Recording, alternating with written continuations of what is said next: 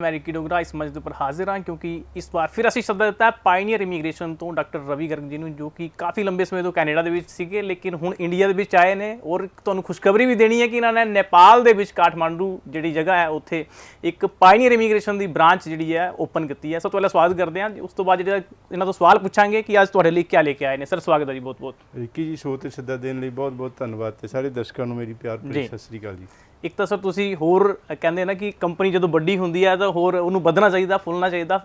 ਤੇ ਤੁਸੀਂ ਆਪਣਾ ਜਿਹੜਾ ਨੇਪਾਲ ਦੇ ਵਿੱਚ ਕਾਠਮਾਂਡੂ ਦੇ ਵਿੱਚ ਇੱਕ ਪਾਇਨੀਅਰ ਇਮੀਗ੍ਰੇਸ਼ਨ ਦੀ ਬ੍ਰਾਂਚ ਓਪਨ ਕੀਤੀ ਹੈ। ਉਹਦਾ ਮਕਸਦ ਕੀ ਹੈ ਬੇਸਿਕਲੀ? ਕਿਉਂਕਿ ਮੋਹਾਲੀ ਪੰਜਾਬ ਦੀ ਆਪਾਂ ਗੱਲ ਕਰ ਲਈਏ, ਚੰਡੀਗੜ੍ਹ ਦੀ ਗੱਲ ਕਰ ਲਈਏ, ਇੱਥੇ ਤਾਂ ਆਲਰੇਡੀ ਇੰਡੀਆ ਦੇ ਵਿੱਚ ਤਾਂ ਤੁਸੀਂ ਆਲਰੇਡੀ ਮਤਲਬ ਆਪਣੀ ਬ੍ਰਾਂਚਿਸ ਰਨ ਕਰ ਹੀ ਰਹੇ ਹੋ, ਲੇਕਿਨ ਨੇਪਾਲ ਦੇ ਵਿੱਚ ਦੇਖੋ ਜਿਹੜੇ ਕੈਨੇਡਾ ਦੇ ਜਾਂ ਆਸਟ੍ਰੇਲੀਆ ਹੋਰ ਸਾਰੇ ਜਿੰਨੇ ਵੀ ਕੰਟਰੀਜ਼ ਤੋਂ ਇੱਥੇ ਇੰਡੀਆ ਤੋਂ ਸਟੂਡੈਂਟਸ ਜਾਂਦੇ ਨੇ, ਇੱਕ ਤਾਂ ਉੱਥੇ ਉਹਨਾਂ ਦੀ ਇੰਸਟੀਟਿਊਸ਼ਨਸ ਦਾ ਇੰਟਰਸਟ ਹੈਗਾ, ਉਹਨਾਂ ਦਾ ਧਿਆਨ ਹੈਗਾ ਕਿ ਡਾਇਵਰਸੀਫਿਕੇਸ਼ਨ ਦਾ ਮਤਲਬ ਪੰਜਾਬ ਤੋਂ ਬਹੁਤ ਜ਼ਿਆਦਾ ਸਟੂਡੈਂਟਸ ਜਾਂਦੇ ਨੇ, ਜਾਂ ਗੁਜਰਾਤ ਤੋਂ, ਫਿਰ ਦੂਜੇ ਨੰਬਰ 'ਤੇ ਗੁਜਰਾਤ ਤੋਂ ਕਾਫੀ ਜਾਂਦੇ ਨੇ, ਜਾਂ ਹੋਰ ਕੁਛ ਏਰੀਆਜ਼ ਤੋਂ ਜਾਂਦੇ ਨੇ ਇੰਡੀਆ ਦੇ, ਲੇਕਿਨ ਡਾਇਵਰਸੀਫਿਕੇਸ਼ਨ ਨਹੀਂ ਹੈਗੀ। ਅਲੱਗ-ਅਲੱਗ ਏਰੀਆਜ਼ ਤੋਂ ਅਲੱਗ-ਅਲੱਗ ਤਰ੍ਹਾਂ ਦੇ ਲੋਕ ਨਹੀਂ ਜਾਂਦੇ। ਔਰ ਅਸੀਂ ਇਹਨਾਂ ਇੰਸਟੀਟਿਊਸ਼ਨਸ ਦੇ ਆਥੋਰਾਈਜ਼ਡ ਰਿਪਰੈਜ਼ੈਂਟੇਟਿਵ ਹੈਗੇ, ਬਹੁਤ ਥੋੜ੍ਹੇ ਕੰਸਲਟੈਂਟ ਜਿਹੜੇ ਨੇ ਇਹ ਜਿਹੜੇ ਕੈਨੇਡੀਅਨ ਜਾਂ ਹੋਰ ਆਸਟ੍ਰੇਲੀਅਨ ਇੰਸਟੀਟਿਊਸ਼ਨ ਦੇ ਆਥੋਰਾਈਜ਼ਡ ਰਿਪਰੈਜ਼ੈਂਟੇਟਿਵ ਨੇ, ਉਹਨਾਂ ਤੋਂ ਇਹ ਉਮੀਦ ਕਰਦੇ ਨੇ ਕਿ ਡਾਇਵਰਸੀਫਿਕੇਸ਼ਨ ਹੋਵੇ ਦਾ ਮਤਲਬ ਉਹਨਾਂ ਦੀ ਬ੍ਰਾਂਚਿਸ ਅਗਰ ਅਲੱਗ-ਅਲੱਗ ਜਗ੍ਹਾ 'ਤੇ ਹੋਏ ਤੇ ਅਲੱਗ-ਅਲੱਗ ਥਾਂ ਤੋਂ ਸਟੂਡੈਂਟਸ ਭੇਜੇ ਜਾਣ।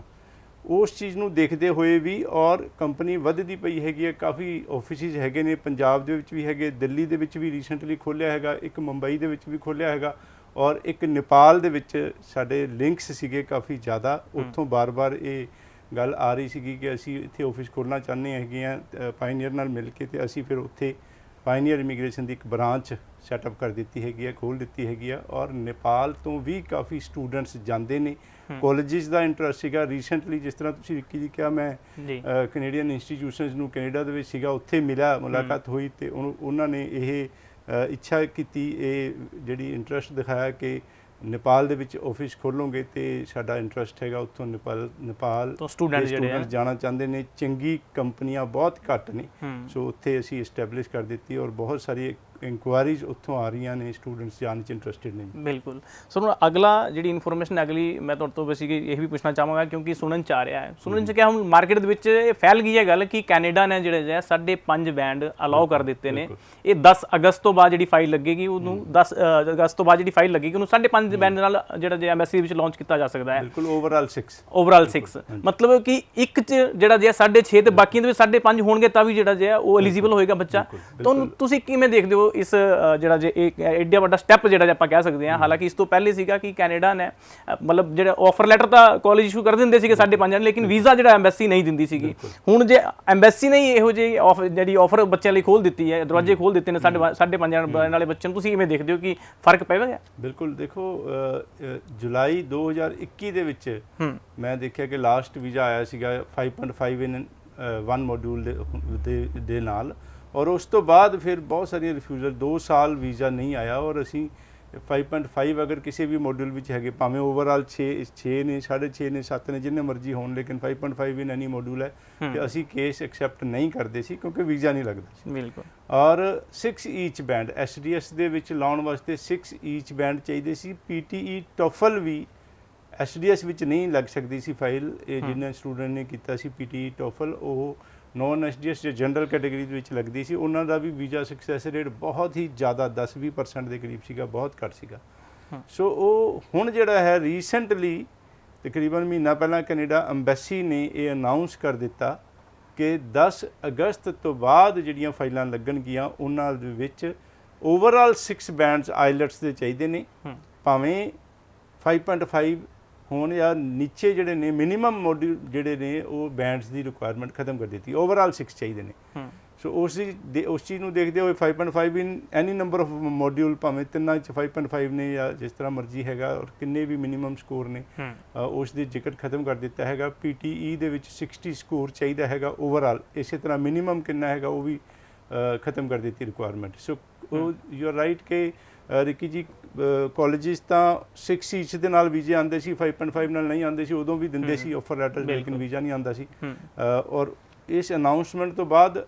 ਇੰਸਟੀਟਿਊਸ਼ਨਸ ਵੱਲੋਂ ਵੀ ਈਮੇਲਸ ਇਨਫੋਰਮੇਸ਼ਨ ਆ ਗਈ ਹੈ ਕਿ ਜਿਹੜੇ 6 ਈਚ ਵੀ ਲੈਂਦੇ ਸੀਗੇ ਉਹਨਾਂ ਨੇ ਵੀ 5.5 ਇਨ ਐਨੀ ਮੋਡਿਊਲ ਦੇ ਨਾਲ ਆਫਰ ਲੈਟਰਸ ਇਸ਼ੂ ਕਰਨੀਆਂ ਸ਼ੁਰੂ ਕਰ ਦਿੱਤੀਆਂ ਹੈਗੀਆਂ ਔਰ ਐਪਲੀਕੇਸ਼ਨ ਲੈਣੀਆਂ ਸ਼ੁਰੂ ਕਰ ਦਿੱਤੀਆਂ ਔਰ ਡੈਫੀਨੇਟਲੀ ਰਸ ਵਧੇਗਾ ਕਾਫੀ ਜਿਹੜੇ ਸਟੂਡੈਂਟਸ ਜਿਨ੍ਹਾਂ ਦੇ 5.5 ਹੁੰਦੇ ਸੀ ਇਨ ਐਨੀ ਮੋਡਿਊਲ ਜਾਂ ਬਹੁਤ ਸਾਰੇ ਸਟੂਡੈਂਟਸ ਕਈ ਵਾਰੀ ਆਈਲਟਸ ਦੇ ਨਾਲ ਜਿਹੜਾ ਕੰਫਰਟੇਬਲ ਫੀਲ ਨਹੀਂ ਕਰਦੇ ਸੀਗੇ ਔਰ ਪੀਟੀ ਜਾਂ ਟੋਫਲ ਕਰਨਾ ਚਾਹੁੰਦੇ ਸੀਗੇ ਉਹ ਕਰਦੇ ਸੀਗੇ ਉਹਨਾਂ ਨੂੰ ਬੜੀ ਡਿਸਕਰੇਜਮੈਂਟ ਹੁੰਦੀ ਸੀਗੀ ਔਰ ਉਹ ਵੀ ਹੁਣ SDS ਦੇ ਵਿੱਚ ਫਾਈਲ ਲਾ ਸਕਣਗੇ ਔਰ ਬਹੁਤ ਸਾਰੇ ਆਫਿਸਿਸ ਦੇ ਵਿੱਚ ਬਹੁਤ ਸਾਰੀ ਇਨਕੁਆਇਰੀਜ਼ ਔਰ ਕਲਾਇੰਟਸ ਆ ਰਹੇ ਨੇ ਜਿਹੜੇ 5.5 ਇਨ ਐਨੀ ਮੋਡਿਊਲ ਹੈਗੇ ਨੇ ਇੱਕ ਮੋਡਿਊਲ ਵਿੱਚ ਹੈਗੇ ਨੇ ਜਾਂ 2 ਮੋਡਿਊਲ ਵਿੱਚ ਹੈਗੇ ਨੇ ਓਵਰਆਲ 6 ਹੈਗੇ ਨੇ ਜਾਂ ਜ਼ਿਆਦਾ ਨਹੀਂ ਤੇ ਉਹ ਬੜੀ ਅੱਛੀ ਖੁਸ਼ਖਬਰੀ ਹੈਗੀ ਉਹਨਾਂ ਵਾਸਤੇ ਔਰ we are feeling good but ਇਹ ਹੈ ਕਿ ਦੇਖੋ 10 ਅਗਸਤ ਤੋਂ ਬਾਅਦ ਫਾਈਲਾਂ ਮਤਲਬ ਕਿ ਅਸੀਂ ਇਹੋ ਜਿਹੇ ਕਲਾਇੰਟਸ ਨੂੰ ਐਂਟਰਟੇਨ ਕਰਨਾ ਸ਼ੁਰੂ ਕਰ ਦਿੱਤਾ ਤਾਂ ਮਤਲਬ ਉਹਨਾਂ ਦੀ ਫਾਈਲਾਂ ਲੈਣੀਆਂ ਸ਼ੁਰੂ ਕਰ ਦਿੱਤੀਆਂ ਨੇ ਆਪਣੇ ਆਫਿਸਿਸ ਦੇ ਵਿੱਚ ਵੈਲਕਮ ਤੁਸੀਂ ਵੀ ਆ ਸਕਦੇ ਹੋ ਲੇਕਿਨ ਕਾਲਜਿਸ ਦੇ ਵਿੱਚ ਨਾਲ ਹੀ ਅਸੀਂ ਆਫਰ ਲੈਟਰ ਪਾਵਾਂਗੇ ਔਰ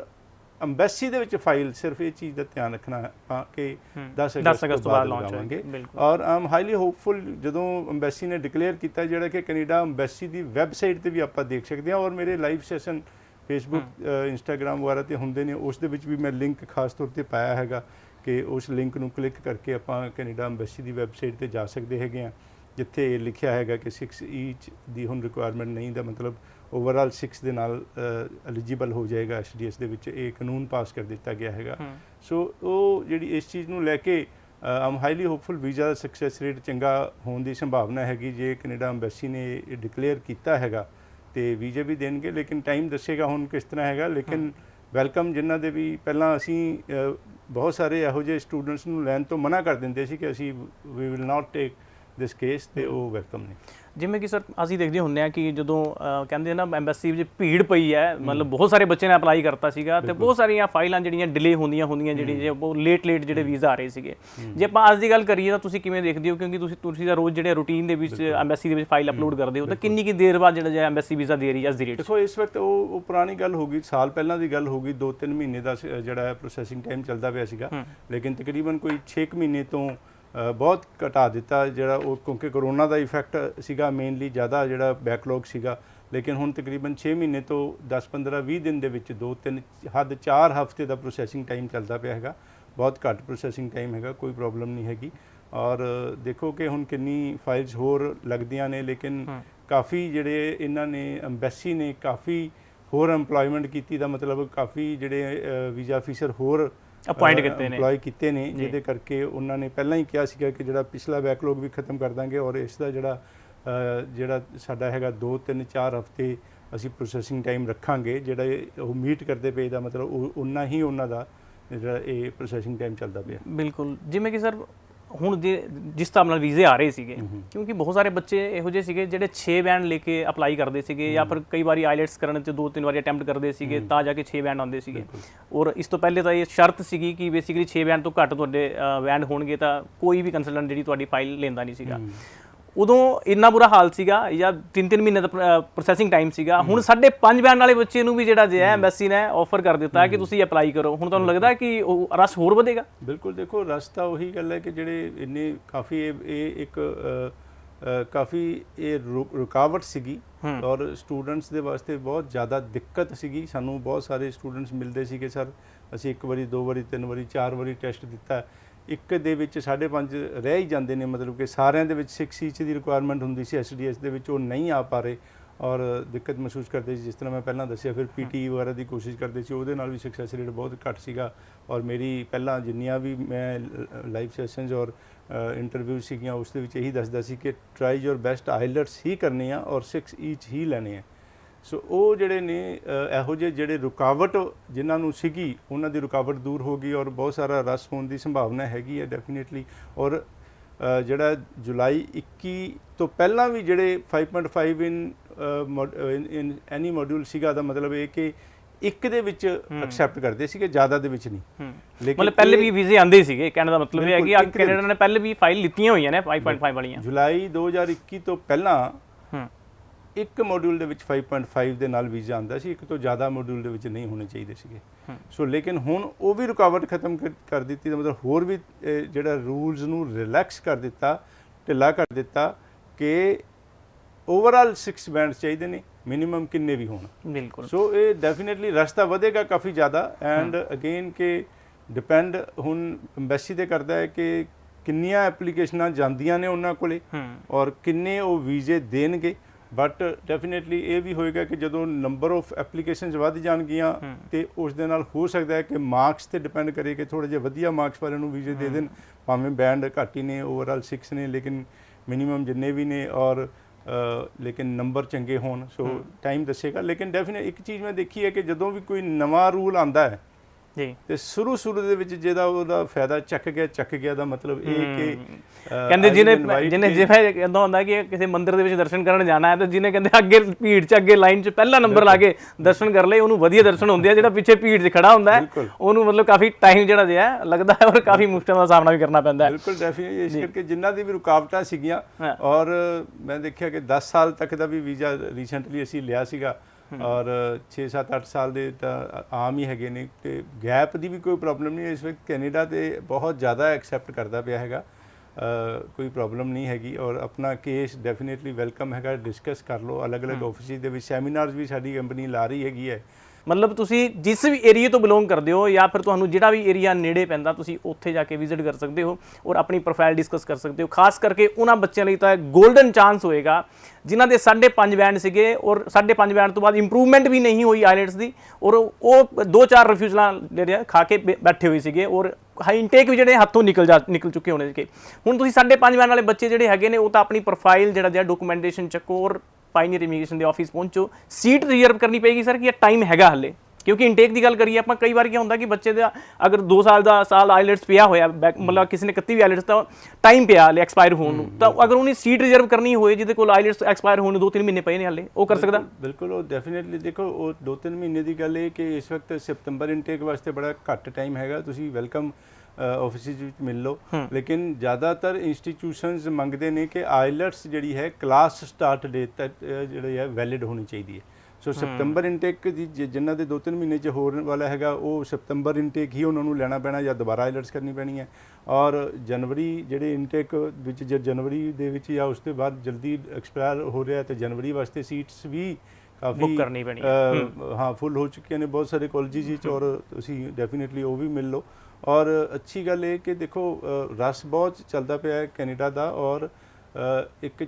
ਚੰਗੀ ਗੱਲ ਜ਼ਿਆਦਾ ਹੈ, ਥੋੜੀ ਜਿਹੀ ਮਾੜੀ ਵੀ ਇਹ ਕਿ ਸਕਸੈਸ ਰੇਟ ਇੰਨਾ ਜ਼ਿਆਦਾ ਚੱਲਦਾ ਪਿਆ ਹੈਗਾ ਕਿ ਮੈਂ ਹੁਣ ਵੀ ਇੰਸਟੀਟਿਊਸ਼ਨਸ ਨੂੰ, ਜਿਸ ਤਰ੍ਹਾਂ ਮੈਂ ਦੱਸਿਆ ਕੈਨੇਡਾ 'ਚ ਸੀਗਾ ਤੇ ਇੰਸਟੀਟਿਊਸ਼ਨ ਨੂੰ ਮਿਲਿਆ ਤੇ ਘਬਰਾਏ ਜਿਹੇ ਹੋਏ ਸੀ ਇੰਸਟੀਟਿਊਸ਼ਨਸ ਕਿ 100 ਸੀਟਾਂ ਸੀ ਤੇ ਉਹਨਾਂ ਨੇ 200 ਆਫਰ ਲੈਟਰਾਂ ਦੇ ਦਿੱਤੀਆਂ ਸੀਗੀਆਂ। ਇਹ ਅਕਸਰ ਹੁੰਦਾ, ਬੜੇ ਸਾਲਾਂ ਤੋਂ ਇਦਾਂ ਹੀ ਚੱਲਦਾ ਹੈ, ਰੂਟੀਨ ਹੈਗਾ। 100 ਸੀਟਾਂ ਹੋਣ ਤੇ 200 ਆਫਰ ਲੈਟਰ ਦੇ ਦਿੰਦੇ ਨੇ ਬੱਚੇ, 200 ਫੀਸਾਂ ਭਰਦੇ, 200 ਆਫਰ ਲੈਟਰਾਂ ਦਿੱਤੀਆਂ, 170 ਨੇ ਫੀਸਾਂ ਭਰ ਦਿੱਤੀਆਂ। ਉਸ ਤੋਂ ਬਾਅਦ 70 ਰਿਫਿਊਜ਼ ਹੋ ਗਏ ਤੇ 100 ਜਿਹੜੇ ਹੈ ਵੀਜ਼ੇ ਲੱਗ ਕੇ ਉਹ 100 ਸੀਟਾਂ ਸੀਗੀਆਂ ਭਰ ਗਈਆਂ। ਲੇਕਿਨ ਇਹ ਰੀਸੈਂਟਲੀ ਜਿਹੜਾ ਹੈ 4-6 ਮਹੀਨੇ ਦੇ ਵਿੱਚ ਇੰਨੇ ਜ਼ਿਆਦਾ ਵੀਜ਼ੇ ਲੱਗੇ ਕਿ 200 ਆਫਰ ਲੈਟਰ ਦਿੱਤੀ, 170 ਬੱਚਿਆਂ ਨੇ ਫੀਸਾਂ ਭਰੀਆਂ ਤੇ 150 ਦੇ ਵੀਜ਼ੇ ਲੱਗ ਗਏ। ਤੇ ਉਹ ਮੇਰੇ ਨਾਲ ਡਿਸਕਸ ਕਰ ਰਹੇ ਸੀਗੇ ਕਿ ਜੀ ਹੁਣ ਉਹਨਾਂ ਨੂੰ ਬਿਠਾਵਾਂਗੇ ਕਿੱਥੇ, ਉਹਨਾਂ ਦਾ ਉਹ ਸਾਰਾ ਅਰੇਂਜਮੈਂਟ ਸਾਡਾ ਖਰਾਬ ਹੋ ਗਿਆ ਔਰ ਸਿਸਟਮ ਦਿੱਕਤ। ਔਰ ਉਹਨਾਂ ਦੀ ਈਮੇਲ ਵੀ ਆ ਗਈਆਂ ਔਰ ਸਾਡੇ ਨਾਲ ਇਹ ਡਿਸਕਸ਼ਨ ਵੀ ਹੋਈ ਕਿ ਅਸੀਂ ਉਹਨਾਂ ਨੂੰ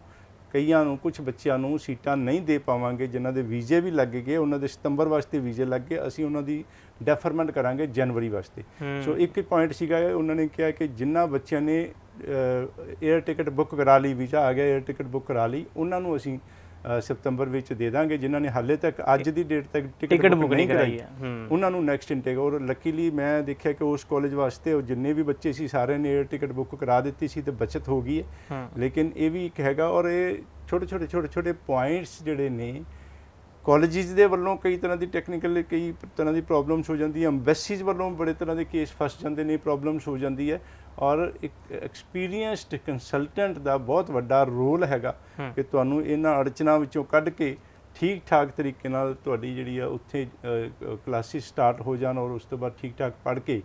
ਔਰ ਤੁਹਾਡਾ ਪੋਸਟ ਗ੍ਰੈਜੂਏਟ ਵਰਕ ਪਰਮਿਟ ਹੋ ਜੇ ਔਰ ਫਿਰ ਬਾਅਦ ਦੇ ਵਿੱਚ PR ਹੋ ਜੇ। ਕੈਨੇਡਾ ਦੇ ਵਿੱਚ ਸਾਡੇ 2 ਆਫਿਸਿਸ ਜਿਹੜੇ ਨੇ ਉਹ ਤੁਹਾਡੀ ਇੱਥੋਂ ਵੀਜ਼ਾ ਲਗਵਾ ਕੇ ਜਦੋਂ ਉੱਥੇ ਜਾਂਦੇ ਹੋ ਕੈਨੇਡਾ ਦੇ ਵਿੱਚ, ਉੱਥੇ ਤੁਹਾਡੀ ਹੈਲਪ ਕਰਦੇ ਨੇ study permit extension post graduate work permit ਜਾਂ ਮੈਂ ਕੈਨੇਡਾ ਦੇ ਵਿੱਚ ਸੀਗਾ ਤੇ ਉੱਥੇ ਮੇਰੀ ਸਟੂਡੈਂਟ ਨਾਲ ਗੱਲਬਾਤ ਹੁੰਦੀ ਸੀਗੀ। ਇੱਕ ਸਟੂਡੈਂਟ ਨੇ ਦੇਖੋ 2 ਸਾਲ ਦੀ ਸਟੱਡੀ ਕੀਤੀ ਔਰ ਉਸ ਤੋਂ ਬਾਅਦ ਸਟੱਡੀ ਖਤਮ ਹੋਣ ਤੋਂ ਬਾਅਦ ਵਿਦਿਨ 6 ਮੰਥਸ 180 ਡੇਜ਼ ਦੇ ਵਿੱਚ ਉਹਨਾਂ ਨੇ ਜਿਹੜਾ post graduate work permit apply ਕਰਨਾ ਹੁੰਦਾ ਔਰ ਉਸ ਬੱਚੇ ਨੇ ਨਹੀਂ ਕੀਤਾ, ਅਣਗਹਿਲੀ ਕੀਤੀ, ਡੇਜ਼ ਤੱਕ ਲਾਪਰਵਾਹੀ ਕਰਤੀ ਔਰ ਉਸ ਤੋਂ ਬਾਅਦ ਫਿਰ ਸਾਨੂੰ ਕੰਟੈਕਟ ਕੀਤਾ ਤੇ ਉਸ ਦਾ ਇਹ ਹੋਏਗਾ ਹੁਣ ਕਿ ਉਸਨੂੰ ਉਹ ਪੁਰਾਣੀ ਸਟੱਡੀ ਖਤਮ ਹੋ ਗਈ, ਨਵੀਂ ਕਾਲਜ ਦੇ ਵਿੱਚ ਐਡਮਿਸ਼ਨ ਲੈ ਕੇ ਔਰ ਨਵੀਂ ਸਟੱਡੀ ਕਰਨੀ ਪਏਗੀ 2 ਸਾਲ ਦੀ, ਤਾਂ 3 ਸਾਲ ਦਾ ਉਸ ਤੋਂ ਬਾਅਦ ਫਿਰ ਅਗੇਨ ਉਹ 180 ਡੇਜ਼ ਦੇ ਅੰਦਰ ਅਪਲਾਈ ਕਰਨਾ ਪਏਗਾ ਔਰ ਉਹ ਬੱਚੇ ਦੇ 2 ਸਾਲ ਦੇ ਜਿਹੜਾ ਟਾਈਮ ਵੀ ਖਰਾਬ, ਪੈਸੇ ਵੀ ਖਰਾਬ, ਤੇ ਛੋਟੀ ਗਲਤੀਆਂ ਬੱਚੇ ਸਟੂਡੈਂਟਸ ਕਰ ਦਿੰਦੇ ਨੇ। ਇਹੋ ਜਿਹੇ ਜਿਹੜੇ ਸਾਡੇ ਫਿਰ ਇਹ ਗਈ ਇੱਕ ਪ੍ਰੋਬਲਮ ਹੁੰਦੀ ਹੈ ਕਿ ਬਹੁਤ ਸਾਰੇ ਕੰਸਲਟੈਂਟਸ ਇਹੋ ਜਿਹੇ ਨੇ, ਕੰਪਨੀਆਂ ਜਿਨ੍ਹਾਂ ਦੇ ਆਫਿਸ ਕੈਨੇਡਾ 'ਚ ਨਹੀਂ ਹੈਗੇ ਤੇ ਫਿਰ ਉਹ ਦੇ ਫੀਲ ਲੈਫਟ, ਜਿਹੜੇ ਹੈ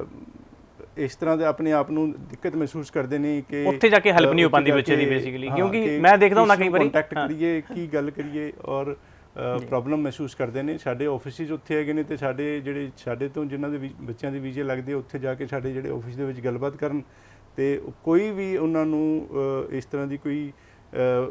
ਕਨਫਿਊਜ਼ਨ ਹੈਗੀ ਹੈ, ਪ੍ਰੋਬਲਮ ਹੈਗੀ ਹੈ ਤੇ ਉਹ ਡਿਸਕਸ਼ਨ ਕਰਕੇ ਗੱਲਬਾਤ ਕਰਕੇ ਅਸੀਂ ਉਹਨਾਂ ਨੂੰ ਦੱਸ ਸਕਦੇ ਹਾਂ ਤਾਂ ਕਿ ਉਹਨਾਂ ਨੂੰ ਇਸ ਤਰ੍ਹਾਂ ਦੀ ਕਿਸੇ ਤਰ੍ਹਾਂ ਦੀ ਕਨਫਿਊਜ਼ਨ ਦੇ ਨਾਲ ਪ੍ਰੋਬਲਮ ਨਾ ਹੋਵੇ। ਬਿਲਕੁਲ, ਦੇਖੋ ਕਿੰਨੀ ਚੰਗੀ ਗੱਲ ਹੈ ਕਿ ਪਾਇਨੀਅਰ ਇਮੀਗ੍ਰੇਸ਼ਨ ਵੀਜ਼ਾ ਤੋਂ ਪਹਿਲੇ ਹੀ ਨਹੀਂ, ਵੀਜ਼ਾ ਤੋਂ ਬਾਅਦ ਵੀ ਯਾਨੀ ਕਿ ਤੁਹਾਡਾ ਬੱਚਾ ਕੈਨੇਡਾ ਦੇ ਵਿੱਚ ਪਹੁੰਚ ਗਿਆ, ਸਟੱਡੀ ਕੰਪਲੀਟ ਕਰ ਲਈ ਹੈ, ਤਾਂ ਵੀ ਕੋਈ ਦਿੱਕਤ ਆ ਰਹੀ ਹੈ, ਤੁਸੀਂ ਪਾਇਨੀਅਰ ਇਮੀਗ੍ਰੇਸ਼ਨ ਦੇ ਆਫਿਸ ਦੇ ਵਿੱਚ ਕੰਟੈਕਟ ਕਰ ਸਕਦੇ ਹੋ, ਆਪਣੀ ਜਿਹੜੀ ਗੱਲਬਾਤ ਹੈ ਉੱਥੇ ਵੀ ਸ਼ੇਅਰ ਕਰ ਸਕਦੇ ਹੋ। ਕਿਉਂਕਿ ਕਈ ਵਾਰੀ ਆਪਾਂ ਦੇਖਦੇ ਹਾਂ ਬੱਚੇ ਦਾ ਮਕਸਦ ਸਿਰਫ ਇੰਨਾ ਕੀ ਹੁੰਦਾ, ਪਰਿਵਾਰ ਦਾ ਵੀ ਮਕਸਦ ਸਿਰਫ ਇੰਨਾ ਕੀ ਹੁੰਦਾ ਕਿ ਬੱਚਾ ਸਾਡਾ ਕੈਨੇਡਾ ਦੇ ਵਿੱਚ ਪਹੁੰਚ ਜਾਏਗਾ, ਉਸ ਤੋਂ ਬਾਅਦ ਆਪਣੇ ਆਪ ਹੀ ਸਾਰਾ ਕੁਝ ਕਰ ਲੇਗਾ। ਲੇਕਿਨ ਜਿਵੇਂ ਕਿ ਹੁਣ ਇੱਕ ਛੋਟੀ ਜਿਹੀ ਗੱਲ ਸ਼ੇਅਰ ਕੀਤੀ ਰਵੀ ਸਰ ਨੇ ਕਿ ਬੇਸਿਕਲੀ 2 ਸਾਲ ਦੀ ਸਟੱਡੀ ਤੋਂ ਬਾਅਦ ਜਿਹੜਾ ਬੱਚੇ ਨੂੰ 6 ਮਹੀਨੇ ਦੇ ਇਨ ਬਿਟਵੀਨ ਜਿਹੜਾ ਜਿਹਾ ਆਪਣਾ ਵਰਕ ਪਰਮਿਟ ਜਿਹੜਾ ਲੈਣਾ ਹੁੰਦਾ, ਉਹਨੇ ਲਿੱਤਾ ਨਹੀਂ ਹੈ ਔਰ ਤੰਗ ਹੋਇਆ ਬੱਚਾ ਇਸ ਤੋਂ ਬਾਅਦ, ਹੁਣ ਉਹਨੂੰ 2 ਸਾਲ ਦੀ ਸਟੱਡੀ ਫਿਰ ਕਰਨੀ ਪਏਗੀ। ਇਸ ਕਰਕੇ ਇਹੋ ਜਿਹੀਆਂ ਚੀਜ਼ਾਂ ਤੁਸੀਂ ਨਾ ਕਰੋ, ਇਹੀ ਚੀਜ਼ਾਂ ਤੋਂ ਬਚਣ ਲਈ ਤੁਸੀਂ ਪਾਇਨੀਅਰ ਇਮੀਗ੍ਰੇਸ਼ਨ ਦੇ ਆਫਿਸ ਵਿਜ਼ਿਟ ਕਰ ਸਕਦੇ ਹੋ। ਅੱਛਾ ਸਰ, ਇੱਕ ਮੈਂ ਹੋਰ ਹੁਣ 5.5 ਦੀ ਗੱਲ ਚੱਲੀ ਹੈ ਤਾਂ ਬਹੁਤ ਸਾਰੀ ਆਈਲੈਟ ਸੈਂਟਰ ਜਿਹੜੇ ਹੈਗੇ ਨੇ ਉਹ ਹੁਣ ਐਕਟਿਵ ਹੋ ਜਾਣਗੇ। ਉਹਨਾਂ ਦਾ ਹੋਏਗਾ ਕਿ 5.5 ਬੈਂਡ, ਕਿਉਂਕਿ ਮੈਕਸਿਮਮ ਜਿਹੜੇ ਆਈਲੈਟ ਸੈਂਟਰ ਹੈ ਉਹਨਾਂ ਦਾ ਇਹੀ ਹੁੰਦਾ ਕਿ ਬੱਚੇ ਦੇ ਬੈਂਡ ਆਉਣ ਚਾਹੀਦੇ ਆ, ਉਹਨਾਂ ਨੂੰ ਫੀਸ ਜਿਹੜੀ ਹੈ ਮਿਲਣੀ ਚਾਹੀਦੀ ਹੈ। ਉਹ ਆਪਣੀ ਫੀਸ ਲੈ ਕੇ 2-3 ਮਹੀਨੇ 4 ਮਹੀਨੇ ਲੈ ਲੈਂਦੇ ਨੇ, ਉਸ ਤੋਂ ਬਾਅਦ ਬੱਚਾ ਪੜ੍ਹੇ ਨਾ ਪੜ੍ਹੇ, ਬੈਂਡ ਆਉਣ ਨਹੀਂ, ਉਹਨਾਂ ਦੇ ਉੱਪਰ ਕੋਈ ਮਿਹਨਤ ਨਹੀਂ ਕਰਦਾ। ਜਿਵੇਂ ਕਿ ਪਾਇਨੀਅਰ ਇਮੀਗ੍ਰੇਸ਼ਨ ਦਾ ਅਪੈਕਸ ਅਲਫਾਬੈਟ ਦੇ ਨਾਂ ਤੋਂ ਤੁਸੀਂ ਇੱਕ ਆਈਲੈਟ ਸੈਂਟਰ ਸ਼ੁਰੂ ਕੀਤਾ ਹੈ, ਕੀ ਖਾਸੀਅਤ ਹੈ? ਬਿਲਕੁਲ, ਦੇਖੋ ਇਸ ਤਰ੍ਹਾਂ ਹੀ ਪਾਇਨੀਅਰ ਇਮੀਗ੍ਰੇਸ਼ਨ ਜਿਸ ਤਰ੍ਹਾਂ ਰੱਬ ਨੂੰ ਹਾਜ਼ਰ ਨਾਜ਼ਰ ਮੰਨ ਕੇ ਸਰਵਿਸਿਜ਼ ਦਿੰਦਾ, ਉਸੇ ਤਰ੍ਹਾਂ ਜਿਹੜਾ ਆਈਲੈਟਸ ਔਰ ਪੀਟੀ ਸਿਖਾਉਣ ਵਾਸਤੇ, ਜਿਹੜੀ ਟ੍ਰੇਨਿੰਗ ਵਾਸਤੇ ਏਪੈਕਸ ਅਲਫਾਬੈਟਸ ਦੇ ਨਾਂ 'ਤੇ ਅਸੀਂ ਸ਼ੁਰੂ ਕੀਤਾ ਔਰ ਉਸ ਦੇ ਵਿੱਚ ਉਹੀ ਅਗੇਨ ਕਿ ਜਿਸ ਦੀ ਪੋਸੀਬਿਲਿਟੀ ਹੈ ਹੀ ਨਹੀਂ ਆਈਲੈਟਸ ਪਾਸ ਕਰਨ ਦੀ, ਉਹਨਾਂ ਨੂੰ ਅਸੀਂ ਸਾਫ਼ ਜਵਾਬ ਦੇ ਕੇ ਦੱਸ ਦੇਵਾਂਗੇ ਔਰ ਜਿਨ੍ਹਾਂ ਦੀ ਮਿਹਨਤ ਕਰਨੀ, ਕਈਆਂ ਦੇ ਬੜੇ ਈਜ਼ੀਲੀ ਆ ਜਾਣਗੇ ਤੇ ਅਸੀਂ ਚੰਗੀ ਤਰ੍ਹਾਂ ਕਰਾਵਾਂਗੇ ਔਰ ਕਈਆਂ ਨੂੰ ਮਿਹਨਤ ਕਰਕੇ ਕੋਸ਼ਿਸ਼ ਕਰਕੇ ਜਿਹੜੀ ਹੈ ਆਈਲੈਟਸ ਟੀਚਰਸ ਨੂੰ ਵੀ ਮਿਹਨਤ ਕਰਨੀ ਪੈਣੀ ਹੈ, ਸਟੂਡੈਂਟ ਨੂੰ ਵੀ ਜਿਹੜਾ ਐਫਰਟ ਜ਼ਿਆਦਾ ਕਰਕੇ ਉਹ ਜ਼ੋਰ ਲਾ ਕੇ ਜਿਹੜਾ ਹੈ ਆਪਾਂ ਨੂੰ ਬੈਂਡ ਲੈਣੇ ਪੈਣੇ ਆ। ਲੇਕਿਨ ਖਾਸ ਤੌਰ 'ਤੇ ਇਮੀਗ੍ਰੇਸ਼ਨ ਨਾਲ ਕਨੈਕਟਡ ਹੋਣ ਕਰਕੇ ਨਾਲ ਹੀ ਸਾਡੇ ਕਾਉਂਸਲਰਸ ਹੈਗੇ ਨੇ ਆਫਿਸ ਦੇ ਵਿੱਚ ਔਰ ਨਾਲ ਹੀ ਆਈਲੈਟ ਸੈਂਟਰ ਹੈਗਾ ਤੇ ਉਸ ਦੇ ਨਾਲ ਸਾਨੂੰ ਪਤਾ ਹੈ ਕਿ ਤੁਹਾਨੂੰ ਕਿੰਨੇ ਬੈਂਡ ਚਾਹੀਦੇ ਨੇ, ਕਿੱਥੇ ਕਮਜ਼ੋਰੀ ਹੈਗੀ ਹੈ। ਆਈਲੈਟਸ ਟੀਚਰਸ ਦੇ ਨਾਲ ਗੱਲਬਾਤ ਕਰਕੇ ਤੁਹਾਡੀ ਉਹ ਕਮਜ਼ੋਰੀ ਦੂਰ ਕਰਕੇ ਆਪਾਂ ਜਿਸ ਵੀ ਕੰਟਰੀ ਵਿੱਚ ਤੁਸੀਂ ਜਾਣਾ ਚਾਹੁੰਦੇ ਹੋ ਉਸ ਦੇ ਵਿੱਚ ਐਲੀਜੀਬਿਲਿਟੀ ਬਣਾ ਕੇ ਔਰ ਆਪਾਂ ਫਾਈਲ ਲਗਾਵਾਂਗੇ। ਔਰ ਖਾਸੀਅਤ ਇਹ ਕਿ ਮਿਹਨਤ ਤੇ ਚਲੋ ਕਰਨੀ ਹੈਗੀ ਹੈ, ਨਾਲ ਇਹ ਕਿ ਤੁਹਾਡੇ ਕੋਲੋਂ ਜਿੰਨੀ ਵੀ ਫੀਸ ਲਿੱਤੀ ਜਾਏਗੀ ਆਈਲੈਟਸ PTE ਵਗੈਰਾ ਦੀ, ਔਰ ਅਗਰ ਕਿਸੇ ਕੰਟਰੀ ਦੇ ਵਿੱਚ ਤੁਹਾਡੀ ਫਾਈਲ ਪਾਇਨੀਅਰ ਇਮੀਗ੍ਰੇਸ਼ਨ ਤੋਂ ਲੱਗਦੀ ਹੈ ਤੇ ਉਹ ਤੁਹਾਡੀ ਫੀਸ ਜਿਹੜੀ ਲਿੱਤੀ ਹੋਈ ਹੈ ਉਹ ਰਿਫੰਡ ਕਰ ਦਿੱਤੀ ਜਾਏਗੀ। ਸੋ ਇਨ ਅ ਵੇ ਜਿਹੜਾ ਹੈ ਤਕਰੀਬਨ ਇਹ ਕਹੋ ਕਿ ਫ੍ਰੀ ਜਿਹੜੀ ਹੈ ਆਈਲੈਟਸ, ਤੁਹਾਨੂੰ ਆਈਲੈਟਸ ਜਾਂ PTE ਫ੍ਰੀ ਦੇ ਭਾਅ ਪੈ ਜਾਏਗੀ, ਕਹਿ ਸਕਦੇ ਆਪਾਂ। ਜੇ ਪੰਜਾਬੀ 'ਚ ਮੈਂ ਗੱਲ ਕਰਾਂ ਤਾਂ ਤੁਹਾਨੂੰ ਫ੍ਰੀ ਦੇ ਭਾਅ ਜਿਹੜੀ ਤੁਹਾਡੀ ਆਈਲੈਟਸ ਦੀ ਜਿਹੜੀ ਹੈ ਫੀਸ ਹੋਏਗੀ, ਉਹ ਜਿਹੜੀ ਤੁਹਾਡੀ ਫੀਸ ਤੋਂ ਮਤਲਬ ਵੇਵਰ ਹੋ ਜਾਏਗੀ। ਬਿਲਕੁਲ, ਇੱਕ ਤਰ੍ਹਾਂ ਦਾ ਕੋਈ ਪੈਸਾ ਨਹੀਂ ਲੱਗਣਾ ਜੀ ਆਈਲੈਟਸ ਕਰਨ ਦਾ, ਪਰ ਇਹ ਹੈ ਕਿ ਤੁਸੀਂ ਜੇ ਕਰੋਗੇ ਪਾਇਨੀਅਰ ਇਮੀਗ੍ਰੇਸ਼ਨ ਦੇ ਆਈਲੈਟ ਸੈਂਟਰ ਤੋਂ, ਜਿਹਦਾ ਨਾਮ ਹੈਗਾ ਅਪੈਕਸ ਅਲਫਾਬੈਟ। ਹੁਣ ਤੁਸੀਂ ਉਹਨਾਂ ਸਟੂਡੈਂਟ ਦੇ ਵੀਡੀਓਜ਼ ਦੇਖੋ ਜਿਨ੍ਹਾਂ ਦੇ ਰੀਸੈਂਟਲੀ ਵੀਜ਼ਾ ਆਏ ਸੀਗੇ, ਉਹਨੂੰ ਸਾਨੂੰ ਦਿਓ ਇਜਾਜ਼ਤ। ਧੰਨਵਾਦ। ਸਤਿ ਸ਼੍ਰੀ ਅਕਾਲ ਸਾਰਿਆਂ ਨੂੰ, ਮੇਰਾ ਨਾਮ ਯਸ਼ਵਿੰਦਰ ਸਿੰਘ ਹੈ ਤੇ ਮੈਂ ਸੁਨਾਮ ਤੋਂ ਬਿਲੋਂਗ ਕਰਦਾ। ਅੱਜ ਮੈਨੇ ਆਪਣਾ ਕੈਨੇਡਾ ਵੀਜ਼ਾ ਮਿਲਿਆ ਮੈਨੂੰ ਅੱਜ ਪਾਇਨੀਅਰ ਇਮੀਗ੍ਰੇਸ਼ਨ ਵਾਲਿਆਂ ਵੱਲੋਂ। ਐਕਚੁਅਲੀ ਮੈਂ 12th ਪਾਸ ਆਊਟ ਹਾਂ 2021 'ਚ ਮੈਨੇ ਆਪਣੀ 12th ਪਾਸ ਆਊਟ ਕੀਤੀ। ਉਸ ਤੋਂ ਬਾਅਦ ਮੈਨੇ ਆਪਣੀ ਫਾਈਲ ਆਇਲਸ ਕੀਤੀ, ਫਿਰ ਮੈਂ ਸੋਚਿਆ ਵੀ ਆਪਣੀ ਫਾਈਲ ਲਵਾਵਾਂ ਹੁਣ ਕੈਨੇਡਾ ਵਾਸਤੇ। ਪਰ ਮੈਂ ਪਟਿਆਲੇ ਇੱਕ ਏਜੰਟਾਂ ਕੋਲ ਫਸ ਗਿਆ ਤੇ ਉਹਨਾਂ ਤੋਂ ਮੈਨੇ 2 ਰਿਫਿਊਜ਼ਲਾਂ ਲੈ ਲਈਆਂ ਫਿਰ ਉਸ ਤੋਂ ਬਾਅਦ ਮੈਨੇ ਬਹੁਤ ਸੁਜੈਸ਼ਨਾਂ ਲਿੱਤੀਆਂ ਲੋਕਾਂ ਨੂੰ, ਤੇ ਐਂਡ 'ਚ ਆ ਕੇ ਮੈਨੇ ਸੋਸ਼ਲ ਮੀਡੀਆ ਤੇ ਪਾਇਨੀਅਰ ਇਮੀਗ੍ਰੇਸ਼ਨ ਸਰਚ ਕੀਤਾ ਤੇ ਉਹਨਾਂ ਦਾ ਮੈਨੂੰ ਰਿਵਿਊ ਬਹੁਤ ਵਧੀਆ ਲੱਗੇ, ਤਾਂ ਮੈਨੇ ਫਿਰ ਇਹਨਾਂ ਤੋਂ ਅਪਲਾਈ ਕਰਵਾਇਆ ਆਪਣੀ ਫਾਈਲ, ਫਿਰ ਐਂਡ ਤੇ ਮੈਨੂੰ ਵੀਜ਼ਾ ਮਿਲ ਗਿਆ। My name is Sarmeet Kaur and I am from Mohali Punjab. ਮੈਂ ਆਪਣਾ ਕੈਨੇਡਾ ਸਟੱਡੀ ਵੀਜ਼ਾ ਬਾਰੇ ਸੋਚਿਆ ਸੀਗਾ ਤੇ ਮੈਂ ਕਿਸੇ ਹੋਰ ਇਮੀਗ੍ਰੇਸ਼ਨ ਦੇ ਕੋਲ ਗਈ ਸੀ, ਬਟ ਉੱਥੋਂ ਮੇਰੀ ਫਾਈਲ ਰਿਫਿਊਜ਼ ਹੋ ਗਈ ਸੀ ਤੇ ਮੈਂ ਆਪਣੀ ਫਰੈਂਡ ਨਾਲ ਡਿਸਕਸ਼ਨ ਕੀਤੀ ਤੇ ਉਹਨੇ ਮੈਨੂੰ ਪਾਇਨੀਅਰ ਇਮੀਗ੍ਰੇਸ਼ਨ ਦਾ ਦੱਸਿਆ, ਸੁਜੈਸਟ ਕੀਤਾ ਤੇ ਮੈਂ ਆਪਣੀ ਫਾਈਲ ਲੈ ਕੇ ਇੱਥੇ ਆਈ, ਜਿੱਥੇ ਕਿ ਮੈਨੂੰ ਬਹੁਤ ਵਧੀਆ ਰਿਜ਼ਲਟ ਮਿਲਿਆ। 2 ਦਿਨ ਦੇ ਵਿੱਚ ਮੇਰਾ ਆਫਰ ਲੈਟਰ ਮੈਂ ਰਿਸੀਵ ਕੀਤਾ ਤੇ 9 ਡੇਜ਼ ਦੇ ਵਿੱਚ ਮੈਂ ਆਪਣਾ ਵੀਜ਼ਾ ਰਿਸੀਵ ਕੀਤਾ। Thank you pioneer family and thank you so much. Hello, my name is Vasu. मैं बेसिकली सोनीपत से हूँ, फ्रॉम हरियाणा। मैंने 2022 में अपनी 12th पास की थी। उसके बाद मैंने डिसीज़न लिया कनाडा जाने का। फिर मुझे मेरे फ्रेंड ने रेफ़र किया पायनियर इमिग्रेशन के बारे में। फिर मैंने यहाँ पे आके कंसल्ट किया, फिर अपना कनाडा का वीज़ा अप्लाई किया। सर्विस बहुत अच्छी थी और जल्दी मेरा वीज़ा आ गया, रिफ्यूज़ल भी नहीं हुआ। Thank you. Hello friends, I am Simranjit Kaur and I am from village Padali, Kharad, and I recently completed my plus 2 examination. Afterwards I gave the IELTS exam and I scored 6.5 bands, and afterwards I came to the Pioneer Immigration, and I also see a lot of the videos and videos on the Instagram and the Facebook, and the reviews of the students are splendid. So I decided to work with the Pioneer Immigration, and with the guidance of the Dr. Ravigar sir, I got the visa within 12 or 13 days, and I extremely thankful and grateful, and I